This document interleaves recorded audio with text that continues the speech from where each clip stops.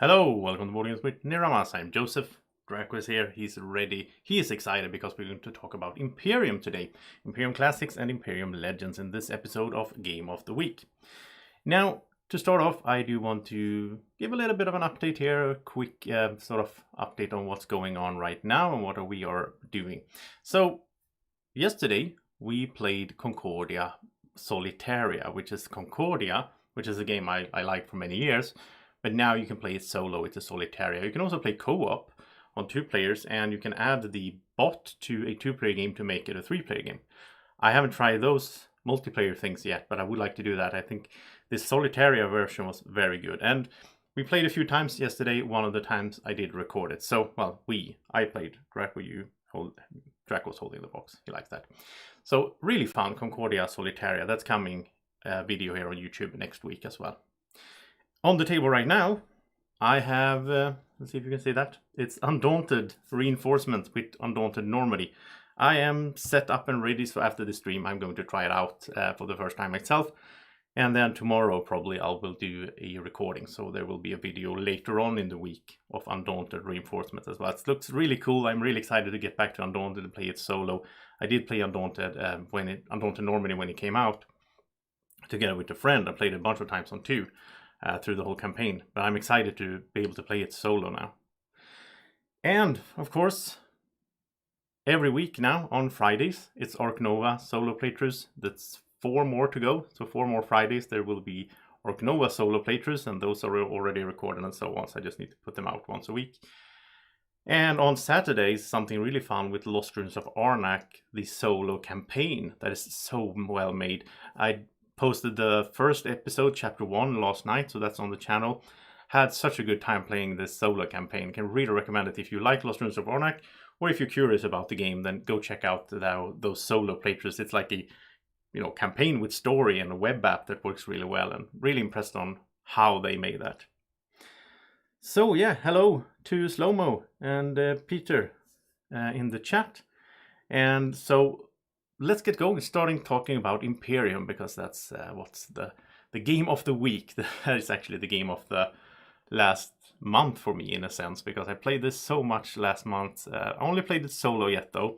I really look forward to playing it 2 players. But so this video will be about the solo play, really, and then my review at the end of the video will be a solo review, because I can't really speak for how it is multiplayer yet. I really hope I can play it soon with my friends. At least on 2. I'm not sure about 3 and 4. And later on here, in a little while, there's also going to be an interview that's going to run where I talk to Nigel Buckle and David Turczi, the designers of Imperium. And that was really fun. We did that a few days ago, recorded it, and I'm going to play it for you here in a little while. But first of all, let's talk about the game a little bit, like I like to do in these. The idea is that I'm starting off here with, I already mentioned the designers. It's Osprey Games that publishes this. And if we take a look here at Nigel Buckle, we're on Board Game Geek, by the way. For those of you that are not familiar with it, it's boardgamegeek.com. You can find everything about board games there, basically. So, Imperium, Classic Imperial Legends. He also made a game called Omega Centauri that I don't know much about. It's like a space, I think it's like a 4X game, or it looks like a space 4X game. So probably not my style, but who knows? I don't know. 2 to 4 players. Community says 1 to 4, though, so maybe you can play solo, seems. Then Voidfall is a game coming up. It's not released yet, coming next year. This looks really cool. This is Mindclash Games publishing, and again, Nigel Buckle and David Turczi together making also some space themed. Looks like a space exploration economic. Yeah, not gonna get too much into that, but it looked really heavy. 4.33. Complexity. Alright, and then Celtic Quest, which seems to be a game from 2005. And yeah. So that's Nigel Buckle there. And really nice guy as well. It was nice having that interview with him and David. And of course, David Turczi has done lots and lots of games, or solo modes. He's like the solo guy. I mean, one of my favorite games, Anachrony. Tekenu, which I haven't played yet, but I would like to, and same goes for how do you say this? Tavantinsuyu, yeah. Kitchen Rush is good. He's done 98 games. Well, there's like expansions and stuff as well. So many good games. I mean, Dice Settlers, remember that one? I really enjoyed that one that he designed. That was good. There's a bunch of them, of course, here. And then, speaking of Osprey Games, they are also the publisher for Undaunted as well. And a bunch of other good games like Merv and High Society. Yeah, lots of good games. So then I do want to talk a little bit about the structure of Imperium. So what is Imperium? Well, Imperium is, as I say, a deck bag and pool building. It's a deck building game, but it's not the standard deck building game, I would say. It's not the... It sort of builds on the standard deck building, but then it adds some very interesting twists and turns to it. I think the main part being that you want to go through your deck. You want to use all the cards in your deck, shuffle your discard pile, and then go again. Because when you shuffle the discard pile, that's when you get to sort of add either, first, if you're a barbarian nation, as you start out with most of the civilizations, then you get to add a card from your nation's deck. And those cards are generally better than the starting cards, so you get like upgrading your deck that way. And that happens when you need to reshuffle your discard pile. And then once you run out of your nation deck, that's when you become an empire, and then every time you have to shuffle your discard pile, then you can develop, and then you have a deck of cards that you can look at and choose which one you want to go for, and there's a lot of strategy in that, in which order you do things. You have to pay resources to develop, and that also goes into your deck, so you get even stronger, super strong cards into your deck, and then hopefully get them up, play them, and then shuffle through again. So that's a very interesting twist too. I mean, most, well, not most, but a lot of times with card games, it's not a good thing to like go through your deck, or maybe that's like, maybe you don't even reshuffle it. There's a lot of twists to this, of course, depending on the game. I always liked it. Like, I played a lot of Keyforge. I always liked the whole thing when I go through my deck and I get to reshuffle and get cards back again.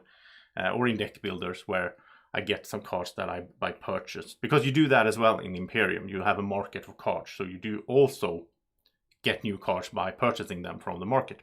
And that's also an interesting twist. When you purchase cards, you either acquire them, which means you get them, but you also get, depending on what type of cards it is, but most cards you also get some unrest, which is like a negative card that just gives you minus points and clogs up your deck.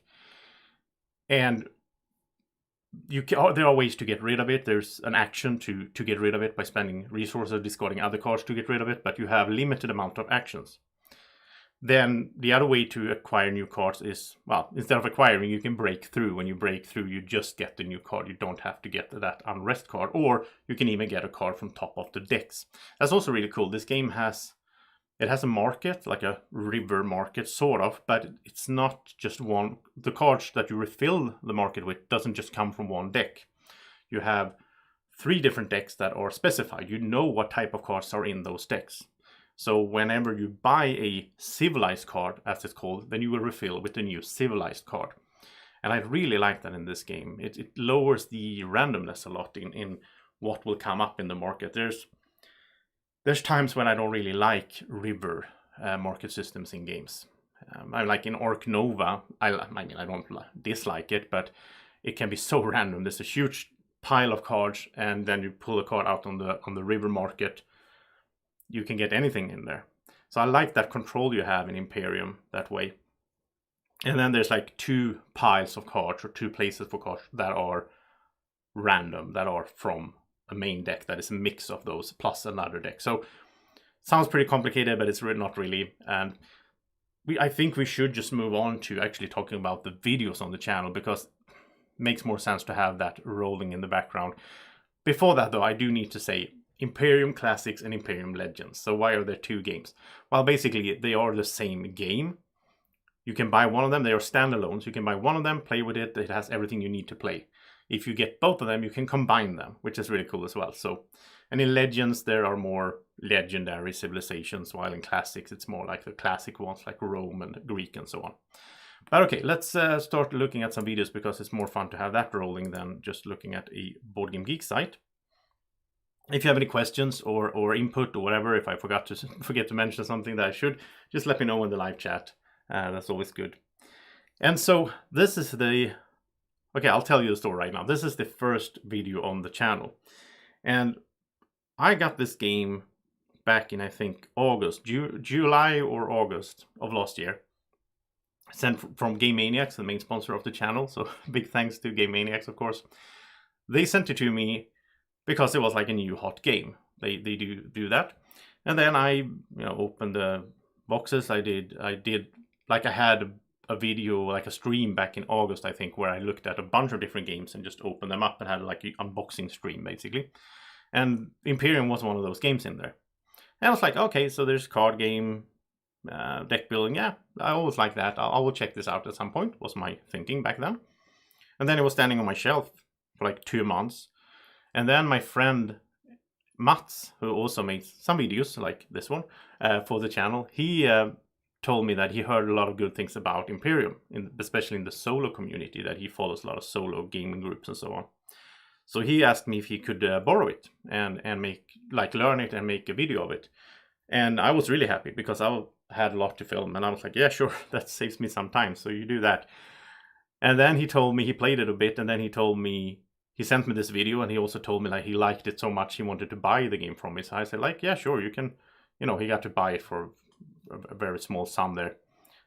And then, so he got the game. I edited this video, I looked at it, I put it up, and it's like, oh, it's interesting. This looks interesting, this game. And then 2 more months passed, and then just before Christmas, me and Mats met up and we played Ark Nova together, and he brought Imperium to me and he said, you should really try this because it's so good, right? And so I did, and I got stuck right away. I mean, I'm gonna do my review at the end of this stream, but I really got stuck right away, and I played it over, I think I played it 28 times now in a month, basically, which is quite rare for me that I play one game that much. But yeah, so that's the story. That's why it sort of hasn't showed up. I haven't made videos for it until just recently. But yeah, that teaches me something. I shouldn't pass on games to Mats. That could be really good. Now I got my own copy. Those I did make an unboxing video that I put up because I got another set from Game Maniacs because I told them that, oh, I need another set. Mats has my first one. So yeah, now I have my own copy, and now I'm just waiting for some sleeves. So tomorrow I will get some sleeves, and I will sleeve it, and then during the next week I will do some more playthroughs. So this is the first playthrough I did here of the classics game, and I played, was it Greek I played? Yeah, I played the Greeks against the Macedonians, and yeah, so good. I like streaming this game. I mean, some games I like to pre-record because, especially usually deck builders, I do like to pre-record because I don't want to have, there's a lot of time when I'm shuffling a deck, like that's not exciting to watch, so I edit that out from the pre-recorded playthrough. And I actually prefer, in most cases I prefer, like from a video quality perspective, I do prefer to pre-record playthroughs because I don't want the viewers to have to sit and watch me think. Like, how fun is that? So I do edit out a lot of stuff from my playthroughs. But I like, for Imperium, I like to stream it. I like to have the feedback with the viewers in the chat, and just it runs really smoothly. Like there's a lot of it's a quite complex game. There's a lot of things going on, and I do need to think a bit, but I don't feel like I get stuck. I don't feel like I get like AP in that sense from this game. And a really cool thing I should mention as well about the game is that even though, like in many deck builders, you draw a hand of 5 cards, you have 5 cards in your hand at the start of your turn, you only have 3 actions. So you can only, well, some cards are free play, so you can play them and they don't cost an action. But you can only play 3 cards as a standard that cost you an action. Then there's cards and there's effects and so on that lets you get more actions. So sometimes you can have longer turns, but the base is 3 actions, which really makes for a good hand management game, right? So you have to manage your hand, you have to manage your actions. I feel so many times during a sit down and play of this game that I'm faced with so hard decisions. There's like 2 things I really want to do, both of them, but I can't. And that's just all the time in this game, which is so good. Hey, Sayat Siraf. I have such a hard time to pronounce your name, I'm sorry. Sayat Siraf. Yeah, so Imperium here in the first stream, I don't know how much it adds, but I did add the second stream in here as well, so I'll just have that running. It looks almost the same, but in this one I was playing the Olmecs, which is my favorite so far, against the Arthurians, which are really cool as well. And I think later on here, like in a month or something, I don't know how long it's gonna take for me. I haven't played through all the civilizations yet. And when you play solo, also it's so interesting because it's not just about which civilization I play as a player. It's about who I'm playing against, the bot. So the bot civilizations are so different. It's amazing how it just feels like it's like a total different experience of the game. I have to think in different ways depending on who I'm meeting, who I'm facing up against. It's so good. And so once I play through everything more, like, I don't know, 50 more times or whatever, then I think I will do a top 5 civilization video. I like to do that for games that I play a lot, so I'll share my favorites. But right now, at least, my favorite is Olmecs.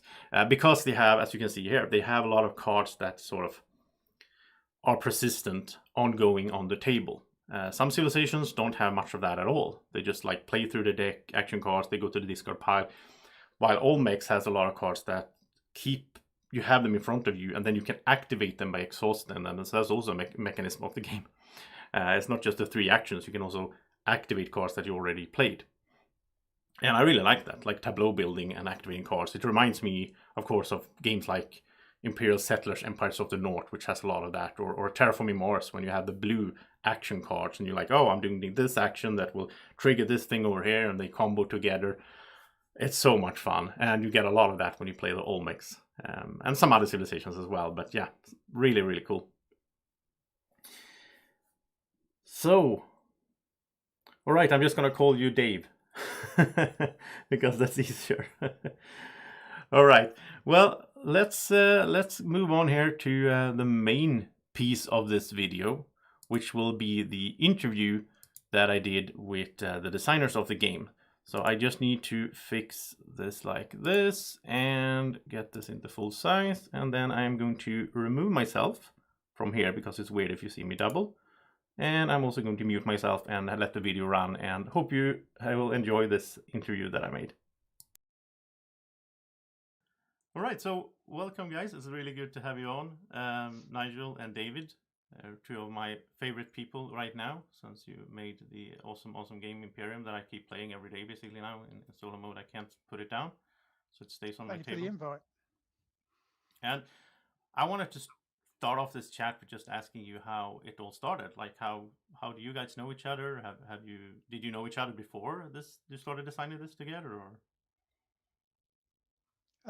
I'll start. So Imperium started off being my idea after I played Dominion, and I thought, wearing my designer hat, I thought, oh, perhaps I could do a deck builder. And yeah, it's easy to say and it's quite hard to do. So that was way back in 2010, I think I'd say. David and I, a bit later on, David and I were in the same board game club in London, and they had a convention down at the seaside, and I just had my game Omega Centauri published, and David just had his game Redacted published, and kind of like, hey, we both got published games, so we kind of met up at that convention, if you like, and swapped games, and that's kind of where we first sort of crossed paths, if you like. Yeah. And then, of course, by then we both knew everything there was to know about game design and game development. No, we did not. So how did the idea of Imperium arise? So it, as I said, it was because I wanted. Oh, Dominion, yeah. I wanted the deck. I wanted a deck builder, but I wanted it. I'm interested in history, and I wanted to somehow tie it to history. So it went through various different versions, completely different to what you played now, until I hit, and then so I played Core Worlds, and I don't know if people played Core Worlds, but Core Worlds got a concept of I love that one too. You're moving through, you're moving to the center of the galaxy, and you're leaving planets in play behind, and that's kind of what I was missing in my original was the idea of having a tableau as well as a deck builder.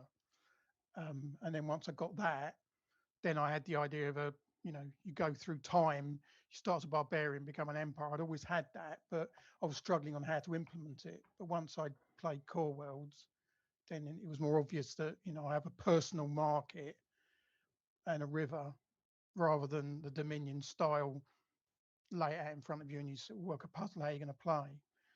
And then originally I just had the four kind of classic nations, the Greeks, the Romans, the Persians, and the Carthaginians. But as my group liked it, we kind of expanded on it, kept playing it, then pitched it to what was then NSKN. They liked it. They said, yeah, we'll definitely do this. They gave me some steer and some extra bits they wanted. And they said, look, we won't be able to publish it for a while. So I went away and worked on it while I was waiting for them. Then they came back and said, well, we're going to kickstart it. So we need some stretch goals. So, hey, do some more crazy stuff as well. Again, I was still working on that. And then, well, David can chip in because it's more what happened his side of things really at this point then. So yes, I went full-time game design, game development in early 2018. And one of the publishers that hired me for regular consulting and brain flexing was NSKN, today Board and Dice.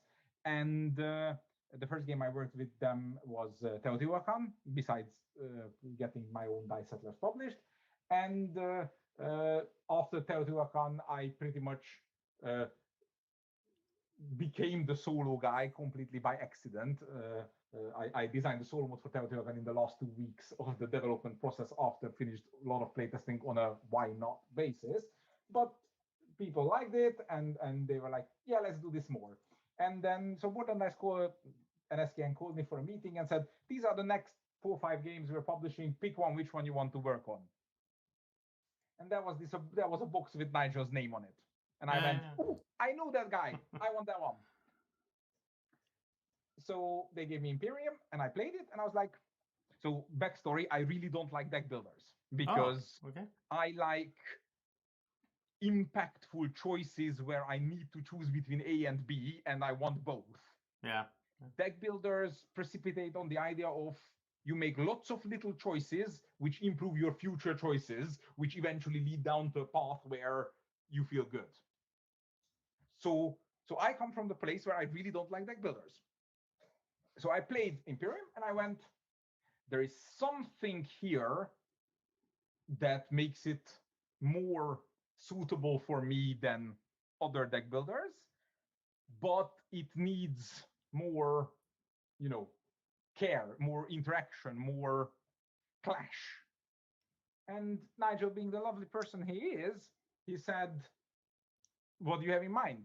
And while I don't want to go through every single step of back and forth and failed attempts we tried, but making the market not a random thing and making the progress you put on the end of the turn not just a make the cards nobody wanted to buy better kind of mechanism, but this whole deny the exile to the other player, but possibly make them buy it kind of double-edged pull and push. And these were the two things that I thought in the development process for, and Nigel got what I was going for and made it his own and made it better.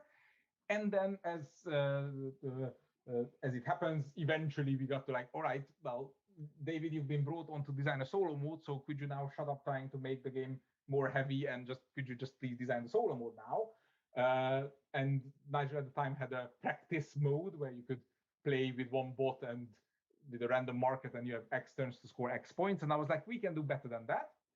And I don't remember which of it was my idea and which of it was Nigel, but we eventually landed on this. Every card matches something on the bot chart and you do the first matching row, and thus different decks give different characters to the bot. But then Nigel took it a step further and said, no, I'll just make another chart for every nation as well. So it's not just their own cards that make the bot different, but also they react differently to cards they buy. And somewhere along this line, playing the game more and more, and seeing how the newer and newer decks uh, open up the design space, I started falling in love with it. And many months and years later, I managed to put into words that the difference was that in other games, your choice is, do I buy big? Do I buy later? When do I start buying victory points? Yada, yada, yada. Whereas in Imperium, it's not the individual choices that are the big choices that I'm looking for, but the where do I want to get to during this turn? Do I want to focus on a fast deck? Do I want to focus on a slow deck? So it's like it's it's called three actions, but if I look at it as one turn, it is a lot more momentous than one turn of any good deck builders that people are more than allowed to like, despite me not. Yeah, And I often say that I like deck building, but what I usually mean is I like deck building and hand management. Like I like the hand management exactly, more. Mage Knight is one of my all-time favorites, which is technically a deck builder, but that's not what the game is about. Yeah, So Imperium to me is a deck builder, but that's not what the game is about. The game is about, where am I getting my points from? Am I getting it from fame? Am I getting it from development? Am I hunting for the right star cards? Yada, yada, yada. yeah, And as Nigel mentioned, we needed more Kickstarter stretch goals. So I was like, ooh, you did a weird deck that doesn't have Nation deck. Could we make a weird, and the weird deck that didn't have development decks? Could we make a deck that has neither? Cool. Could we make a deck that has a Nation deck, but it's punished for reaching the end of it? Could we make a deck that doesn't have Advance and Conquer, but buys cards in a completely different way? yeah. If you played the game, that's the Utopians, the Olmecs, and the Arthurians. Yeah, I really enjoy And the Olmecs. I haven't dared to get into the Utopians yet. That's one I'm saving. yeah, so the game's core mechanisms was mostly done by the time I joined. My job was to make it even bit better, to provoke Nigel into making this epic solo mode, and to open up the what if towards the crazier and crazier nations. So Nigel, I must ask you. I assume you have a good like history knowledge or interest in history. Yeah. Well, I'm not. I haven't done any formal study in it. It's just just interest. Quite a lot of reading. Yeah, Obviously, most of my knowledge was based around the classics, inverted commas, the Mediterranean type civilizations, yeah. and the Vikings. They're always very interesting. Um, but then I've kind of expanded it out, and then when obviously we started working on Imperium, I then had to do a fair bit of research in some of the other areas as well. So Because I really yeah. like that being a Swede. I of course grew up, fascinated by Vikings in school or whatever. I like that the whole everything. It doesn't feel like history, like Hollywood history. It feels like Oh more no, of a history book I history. definitely wanted to go history. Yeah, exactly. Well, I did the same with the Arthurians. I Yeah. went back to the Welsh legends rather than the knights in plate armor jousting Yeah, from Hollywood, really. it's amazing. I mean, I almost feel like you're telling a sort of little history story or lesson as you're playing through a civilization. I played the Vikings back to back multiple times, and then yeah, it feels like playing the Vikings. It's amazing how you did that. I'm impressed when you can mix game mechanisms and history or theme or whatever in and make it so it makes sense. Like abandoning Scandinavia. Like it does make sense, right? I must ask you also about the player count. Like I only played it on solo so far. Of course, the whole pandemic thing and lockdown, and I haven't been able to play with my gaming group in a while. So how do you guys feel about the? I mean, I heard a lot of good things about 2-player, but do you also play it on 3 and 4? Or? Well, I mean, I've played it at all player counts. I think the issue at 4 and to a certain extent 3, it depends how familiar people are and how quickly you play your turn. That's one element. Yeah, And the other element is how experienced you are in the game. Because yes, you can play it multiplayer solo. Race to the Galaxy is another example where you can just look at your own yeah, cards, look at your own thing and do your own thing.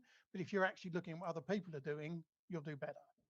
So if I know what if I know what's in your deck, I can anticipate, you're playing Rome, oh, you're going to go for a fame strategy.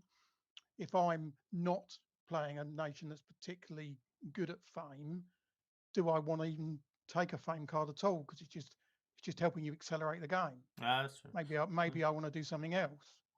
Why do I join you in this fame race when you're going to win? Because I watched Paul Brogan's Gamer Rules video where you guys played against each other, and that was fascinating. That I almost felt like watching. I played a lot of Key Forge and so on back in the days. It almost felt like watching those competitive two-player card games where you guys really knew what the other one could do and so on. That was cool. It was like a different game from the solo game I love now with Imperium. So. And I wasn't even very good at reading the other player because I wasn't very practiced at the Arthurian. Since then, I practiced a bit more. But also, I mean, you do it a little bit with the solo where you manipulate the market because you can predict the bot what card they're going to take. Yeah. So you can't do it quite the same in multiplayer because I can't tell you're taking that card, so I'm going to put but you can know that, oh my god, if they get that card, it's a nightmare. And in certainly 2-player, but even multiplayer, if I can exile it, great. If I can't exile it, can I buy it? If I can't buy it, maybe I want to burn my turn and innovate and take it. Yes, exactly. If the bot is about to get a 6 or more, 5, 6 or more point star card, then sure, you don't want to innovate because you want 3 actions. Yeah. But if the card is even remotely good for you, ask yourself, can you score 6 points in 3 actions? Yeah. Yeah, exactly. I mean, obviously the bot doesn't build its deck towards the star cards it's got, which is why we give it a flat point. But for a human player, if you're a particular nation with a particular strategy, there might be just a key card that I know if you get that. Yeah. I just like just the selection of when I can look at 2 fame cards and I select one, and if it's early game and I get one of them is proud, and I know like if the bot gets that, that's 12 points for them. Like I should take it, but I really want the other one that can help me during the game. So that decision is so good every time. It's like really hard to. Or if I get the proud myself, then I have to garrison it. Like, can I do that? And yeah, it's amazing. All these small. There's so many bits of this game that I find fascinating. Like the whole thing with the wanting, like a deck builder where you want to go through your deck quickly. I don't feel like that's pretty common. And the whole history, garrison. Yeah, exactly. I mean, usually you want to throw the rest of your hand away to go through your deck, but sometimes you want to build a combo up. Yeah. So then you want to keep a card so that, like, one fairly early, newbie strategy that people do hit on is, oh, if I hold on to my unrests, but I have enough things I can do in my turn, I can build up till I got 4 or 5 of them and return them all in one go. And that feels quite satisfying. Yeah, unless you've got another method of getting unrest back without having to take actions, that's certainly a lot better than burning a turn or burning an action and spending a population or whatever. Yeah, I just played through the campaign with the Shin, I think it's pronounced, and then I almost felt like I got too few unrest. Like I had again. Chin, yeah. I felt like I got too few unrest. Like I had so many ways to get rid of unrest that I didn't really use that to the best ability. Yeah, so then you're looking for maybe a card that generates unrest. Yeah, like the religion, I think it was. Or acquires things all the time, so you can acquire it with an unrest, then get rid of it. Exactly. So I was also curious about the 2. Maybe it's not your decision. Maybe it's the publisher. I don't know, about the 2 different boxes released at the same time and all. Like that's kind of rare as well, right? That you do. Yeah, I mean that was Osprey's decision because we came to them with. Well, originally, obviously, the other publisher was going to do Kickstarter, so you've got your basic box, and then you've got extra stretch goals expansions on top. So one idea was, well, we do the basic game and then we do expansions, but Osprey haven't really got a history for doing little expansions. So it was like, well, how do we do this? And you've kind of already done it. So it's not like, oh, now go away and in a year's time we release what you've now designed, because we'd already got. Plus, the biggest selling point of the game was the immense combinations. So saying, here, buy these 8, and if you buy enough of it, we'll give you more, is a lot less appealing than, and if you like, you can buy both now. Yeah, I think it's pretty cool. It's a because you can start with one, and then if you like it, then you can get the other one as well. I think it's an interesting publishing method to have that. I don't think I've seen that before. Yeah, and also the Miko is so prolific and quick. Yeah, He really got into turning the art round very quickly. So it's not like we had a bottleneck. Oh, well, we can't do it because the art isn't ready. and that's really good art. I'm so impressed by the art as well. So do you recommend new players to start with the Classics box? Well, I think you can start with either one. The advantage of Classics is it's a little bit more straightforward. In some of the, certainly you haven't got the Arthurians and Utopians in there. So certainly for people that haven't played this sort of game before, going to find Classics a little bit easier to wrap their head around. And the easier nations tend to follow a similar sort of path, like, you know, Persia, collect tributaries, Rome, go for fame or collect population. So it's a little bit more obvious. I mean, there's obviously wrinkles on top, but for somebody who hasn't played it before, that's, you know, quite a good starting point. I mean, but mostly I'd say to people is pick, if you've got particular interest, Oh yeah, pick the box that's got the nations that interest you, because, you know, hopefully you'll get into the theme, and then that'll pull you in just as much as the mechanisms of the game.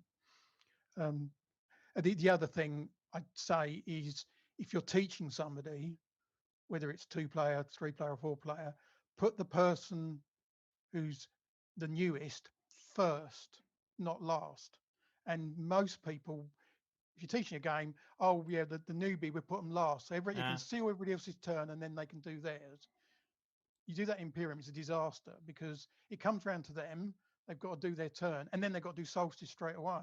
Oh yeah. So it's like a double whammy of and then you know, they're still scratching their head, not really noticing what other people are doing, and it's back round to their turn again, and they've got another nightmare. Whereas if they go first, you can say, oh, put your cards down, we'll talk you through what you're doing. Okay, you get the first turn. Right now, this is what I'm doing for my turn, and then we do solstice, and this is what happens. So I put the most experienced person last, because they've got to do their turn and then the solstice, and then it's the next, and it's back round again. That's good tip there. So, do you guys have any favorite civilizations yourself when you play the game? Do you have any? Well, that's like asking which is your favorite pet. I wouldn't want to say that. You don't have to kill the other ones. You just have to. No, it depends what mood I'm in. You know, no, I like all of them. There isn't any one I don't like. What about David? Do you have any one you prefer? Ooh. Like right now, if you ask me, I want to play more of the Arthurians because I'm still not good enough at them. But hey, I finally figured out how to play well with the Greeks. So there's that. Huh? Well, what's the future for the game? Do you see any expanding? If you were to answer that question, we would have to kill you. Oh, okay, yeah. Or Osprey will. Or could you just, like, on a theoretic basic I don't imagine? know. I'm sure if towards the end of the development we figured out how to make stranger decks like the Olmecs or the Utopians or the Arthurians, then there would be a lot more both mechanical and thematical things to try out with this framework, but that would require a lot of testing, a lot of work, a lot of new cards. You know, I don't know. Yeah. Well, I it's not like I need an expansion. I have enough to play for a year at least here. Yeah, I mean, we wouldn't want to just release Rome 2 and call it something else, and it'd be exactly like the Romans. You know, if we're going to do something else, we want to introduce more ways. You know, something different. So it's not just the same with 2 different cards changed or whatever. Could you imagine the game as a digital implementation? Yeah, well, I would love to. There are no plans for it currently, or if there are, I will deny it. But yes. All right. Well, thank you so much, guys, for joining. Is there anything you want to add for the viewers about Imperium that I haven't thought about asking you, or? No, I mean, the other thing that people can obviously experiment if they've got both boxes is you can mix up the market. You don't have to, but you can. So, if you've played an awful lot of, say, Legends, maybe still play Legends, but try using the Fame deck from Classics. Seeing what difference that makes. There's quite a lot you can, just yourself, if you want to put your own personal designer hat on, you can play around with, I'll have the green cards out of Classics, but the white cards out of Legends. What difference does that make? It's all designed so that works. And then good job if you can figure out why we split them the way we split them. Yeah, we did go back and forth quite a lot on that. It wasn't just, we didn't do it randomly. Yeah, I can just imagine all the work behind this. It's amazing. I have no idea how you guys do it. Not enough sleep, lots of spare brain power, Okay, well, thank you so much. Thank you. And thank you for making such a great game. Oh, thank you for showcasing it. All right. Well, I guess I'm gonna move over to the review after this interview, which, of course, is not gonna come as a surprise by now. After you hear that interview, me as a fanboy there, I really like the game. Now, I only played it as solo, as I said, and I would like to play it on 2. I'm really curious to do that. Maybe 3 as well, especially if people know it. I'm thinking me and Mats have played it quite a bit. If we bring in a third person, I think that could work as well. So have a game night of that would be fun. So for a solo game, like the first thing I want to touch on here is something that was brought up in the chat here as well, is the difficulty of learning the game or how complex it is. So Board Game Geek weight here, 3.48. This is way heavier than most games that I enjoy. I usually like mid-weight games, like maybe around 3 or 2.8 or whatever. But it doesn't feel that complex when you play it, to be honest. Like, there is a hurdle to get into the game, but I don't think it is as much as it might look. If you look at the rulebook, the rulebook is... It's not a bad rulebook, but there's basically no pictures. It's very a straightforward. This is how, step by step, this is how you do it. It also has this, so it explains how to set up the game. It explains how to play the game with the solo or with multiple players as well. There's 2 books in the box. But then a lot of the instructions for the game are in a sort of dictionary where you go through keywords. I usually don't like that too much, but it works out nicely here. And the first times you play, you need to look up things and go and oh wait, how did this work again? That happens with a lot of games. I don't feel that it's too complex in that sense. And I will say for the solo, once you get through that first few games and you start getting into it, it's so smooth. You have these in the rulebook. And also you can get what I do when I play off cam is I have my screen here and I just put up the PDF rulebook, which is on Board Game Geek here as well in the file section. I just put it up on the screen. So because during the game when it's the bot's turn, you need to look at a flow chart of what the bot will be doing depending on which card it pulls. And it's kind of, you might start memorizing that, but then again, all the different civilizations do different things with the same cards, right? Or the same symbols. And that's why it's so good. That's one big part for me as a solo player, why it's so good, is because it's not just one opponent that I face. Someone in the chat here mentioned Aeon's End, Marvel Champions. I get the same thing going there, depending on which character I play as, or which civilization in this case, against what the enemy is, what the bot is, what the challenge is. Mixing that up makes for such a replayability. And so yeah, it's good to have it on the screen, or you can print it out. I'm actually planning to print them out, cut them up, and then laminate them so I have a card. Because also the bot usually goes from barbaric to empire, and then you need to look at another flow chart, but then you can have it on 2 sides, so you can just flip the card. And yeah, that's what I'm planning to do. My printer isn't working right now. So it's very smooth to run. That's one of the main things that will deter me from a game in solo mode, is if I have to sort of spend as much time on the automated player, the bot's turn, as I do on my own. If I have to make decisions for the bot, if I have to go through a lot of like, okay, so this happens, but then if that happens and this happens, and like Sight is a game that I like Sight in multiplayer. I'm not a big fan of Sight in solo because I feel like there's too much of this like, oh well, how are they supposed to move? What are they supposed to do? It's too much upkeep and handle. And Imperium is one of the smoothest systems I've seen when it comes to solo gaming. There's a lot of these Atoma game systems, the Atoma Factory and all that, for like Tapestry or Gaia Project, that is super smooth and runs easy to get into. And same goes here. I really like how the bot works for Imperium. So from a solo perspective, for me, this is a 10 out of 10. This is a, perfect game in a sense. That's me saying it after playing 28 times in a month. And it's like almost hard for me to put this game down because I have to put other stuff on the table to film and play. But I think about Imperium when I'm not playing it. I'm thinking about it like, oh, what should I play next? Oh, I want to play the Atlanteans. I haven't tried those yet. I'm excited for that. So yes, such a good game. I will, of course, when I play 2 players or 3 players as a whole, maybe it will go down a bit for me. I don't know. But from a solo perspective, super good game, and I just want to keep playing it, and I want to try all this. I haven't tried Atlanteans. I haven't tried Utopians. There's 2 more, I think, in the Legends box that I haven't tried. And even in the Classics box, like I tried them all. I played through all of the 8. But I haven't played them against everyone else. And I haven't played like enough of each to really get into the deep thinking. Because this game is deep as well. That's something I really appreciate.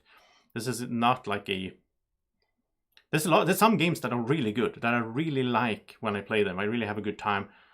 But I don't want to play them every day. Because like, then I would get bored of it. Like Ark Nova is one of those. I like Ark Nova. It's a great game. But I don't want to play Ark Nova every day because I will burn out on it. Like there's not that, like there's a lot of cards, sure. But there's not that much difference in every time I play solo in Ark Nova. I'm usually doing sort of the same things. I feel like in Imperium, because it's so asymmetrical with the different civilizations, and depending on which bot civilization I meet, I could just keep playing this over and over and over, and I wouldn't get bored of it for a good while. I don't even know. I'm not a mathematician. Do any of you guys in the chat know this? How many combinations is there? How do you calculate that? There's 16 civilizations. So the first one would be 15 different, right? Then the second one would be 14. Yeah, there's a number. I don't know the number, but of course there's and then there's also, I haven't even mentioned that, but there's a campaign mode in the solo book as well, the solo rules, how to play as a campaign. I tried that with the Chin, and then I played I think 7 games in a row with them against different opponents. Because when you win, you start on the easiest difficulty level. When you win, you move on to the next one. Then you get to keep a card. I love that in campaign games. I get to keep a card, and then I love that because it's like almost like a legacy game or a campaign game, right? Where like at the end of the first game, I might be thinking, oh, I should pick up that card because that would be good to start with in the next game. Like I don't really need it right now, but I'll pick it up so that I have it for the next game. If you lose, you get some extra resources, and if you lose 4 times in total, then you lose, which is what happened because I did. No, I must have played more than 7. I must have played like 9 times. I don't know. I lost on the hardest difficulty level. I lost there, but I had such a good time playing it. And now I feel like I also had a chance because I played the same civilization multiple times back to back. I started trying out different ways to play them. Like the Chin, you can build a Great Wall, or you can skip that and do other things. It's so good. So, well, yes, it's 16 times 15. Is it that easy? Okay.